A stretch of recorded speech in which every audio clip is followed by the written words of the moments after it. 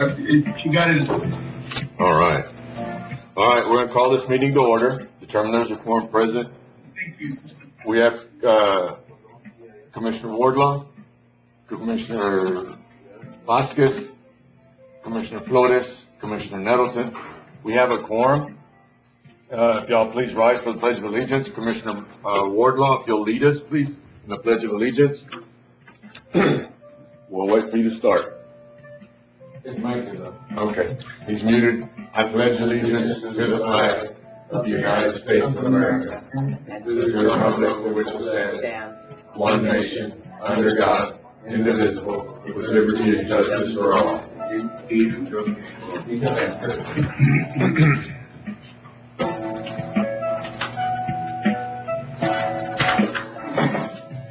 Okay, item number 4, appraisal district budget. Sir, could we turn the music down just a bit, please? I noticed in the appraisal district budget, they are recommending raises for their employees. I know we're not giving any raises, so I particularly have an issue with that, not so much their budget as due to the pandemic. I think we all need to kind of tighten our belts a little bit, so I will make a motion to vote no. No. Second. I have a motion, Commissioner Nettleton, second Commissioner Flores. All those in favor? Aye. Any noes? 5-0 vote. Item 5, Lake Amistad closure. I did receive a text, yesterday, Friday and Saturday from Chris. He didn't want to explain that, the trash was not really the issue. He was concerned about, the amount of people on the boat docks and then the gatherings, the size of the gatherings. Those were his concerns. He did say that the Rangers have written dozens of violation notices from the 4th of July this way, and the park is temporarily closed on weekends because of the lack of social distancing, not because of trash, was his text message. And then a conversation that we had also, bottom line is he said the same thing, was that it was not because of the trash, and he kept saying that over and over, but the lack of social distancing that the individuals were not practicing. I know that we've had several conversations with business owners out there, and I guess 95% of this lies within Precinct 3, Commissioner Nettleton, so I know that you've been getting phone calls, we've had conversations, maybe just to do something about the boat docks. Judge? Yes, sir. I understand his concerns about the social distancing issue, but I believe that people should be allowed to put in their boats and go out on the lake. That's about as much social distancing as you can get.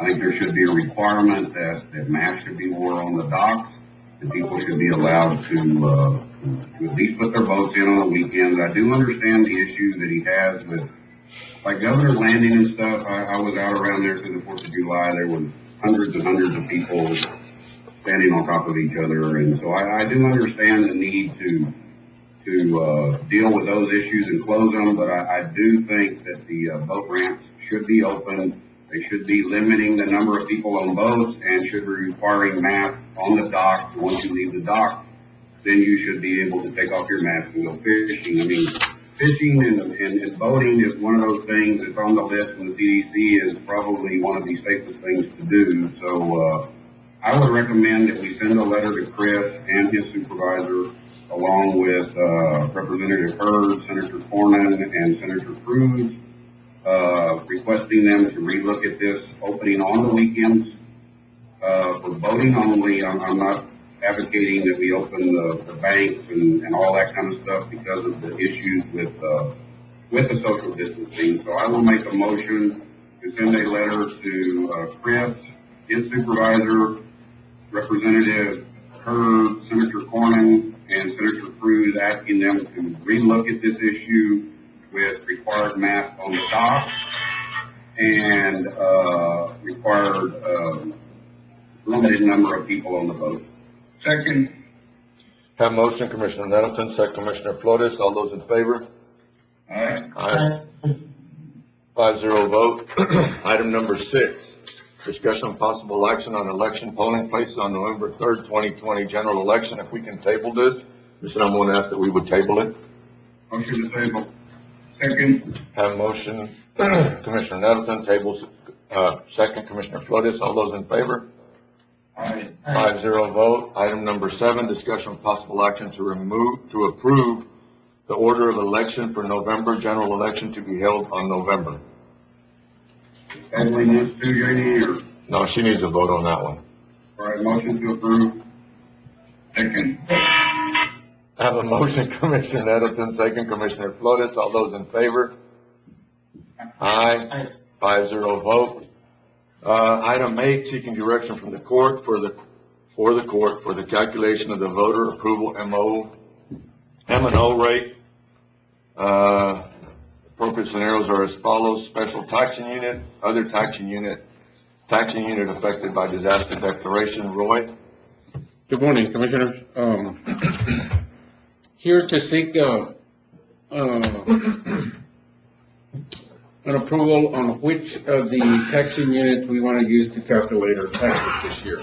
Let me start by doing a quick rundown on last year's taxes, and then what these special unit taxes are going to look like as far as how much money we're going to generate with the different tax rates. So we start from last year, 2019, the adjusted taxable values were $2,343,333,744, and last year's tax rate was 0.5237, which generated $12,272,033.58. And through collections, the collections through July the 15th of this year, we've collected $12,041,185 $36, which is a 98.1 rate. Now, let's look at what 2020 is looking like today. The taxable values are now at $2,712,754.63, which is an increase of $369 million. If we were to use last year's tax rate, at 0.52370, we would generate $14,206,698.03, which is 2.1 million additional to last year's tax, if you kept the same tax rate. But the state in Senate Bill 2 pretty much says, if you can do that, but the only way you can do that is if you seek the approval of your voters. So you would have to go out for an election to be able to collect that much. If we look at the taxing units, if you were to tell me we want to use a special taxing unit, either the special tax, I don't have them in front of me. I think, and then there's a disaster declaration option, and then of course there's the other taxing unit option. If you notice there, it'll show you by what percentage SB 2 is allowing you to tax your citizens without having to go for an election.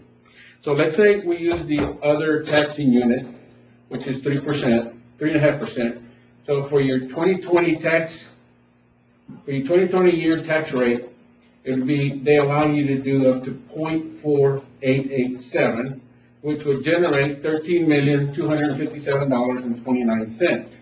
And that's $985,000 additional to last year's, or this year's collection, the 2019. If you were to go with a special taxing unit, that pretty much allows you up to 8% without having voter approval. But that's limited to be able to be used up to 3 years. So in 2020, if we use the special taxing unit rate, it would be 0.5121.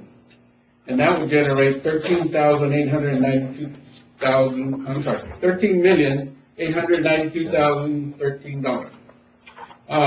which would be 1.6 million additional than what we collected in 2019. So the question is, what do we want to do this year? Now, let me back up just a bit because I left one very, very important thing here. On the other taxing unit, which would be your maximum of 3.5%, you would set your rate at 0.48870. So there's a difference between this year's and next year's, or I'm sorry, 2019 and 2020, which would leave 0.035 cents having to be returned to the voters or to the taxpayer. And under the special unit, you would have to return 0.0116 cents to the taxpayer. When you say return though, we're not, the bottom line is we're lowering. You're lowering it, right, 0.1237 I'm sorry, to yeah. 0.5121. Right. All right. We have declared a disaster. We are in that state. I would recommend we do the special tax unit that allowing us to go up to 8%, and we would go to the 0.51210. But I mean, that's up to the court. I mean, there's steps. Whichever one you want to do, then there's another step that needs to be taken. So it's up to y'all, whichever one y'all want to do. We can do that. Sir? Do we have to make that decision today, or? I need your direction so I can continue, working on the tax calculations and having them prepared. Yeah. It would be nice to have it today because without this, I mean, to be able to file a budget, I don't know which one to use.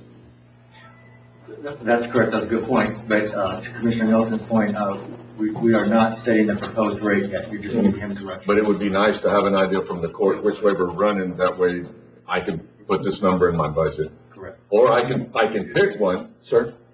We can change it at any time during the budget process? Yes. Right. Yes. You still haven't listed your proposed rate yet. Yes? Yes, sir. Motion to, use the, disaster declaration. Okay, I have a motion, Commissioner Nettleton, second Commissioner Flores, all those in favor? Aye. 5-0 vote, and like Commissioner Nettleton said, I can use that one in the special, when I go to file the budget, and then at any point during this, before we actually file the final budget, we can change it. I mean, that'll at least give us the ability for you to get your budget together, and then we can look at the budget and make some decisions. Okay. What other, is there more action that needs to be taken, Matt? Just that one step? Just that, yeah. Okay. Yeah, that's it, folks. Got anything else? We're good? Janie? Janie, you're gonna bring back what we tabled? Yes, sir. All right. Meeting adjourned. Thank y'all.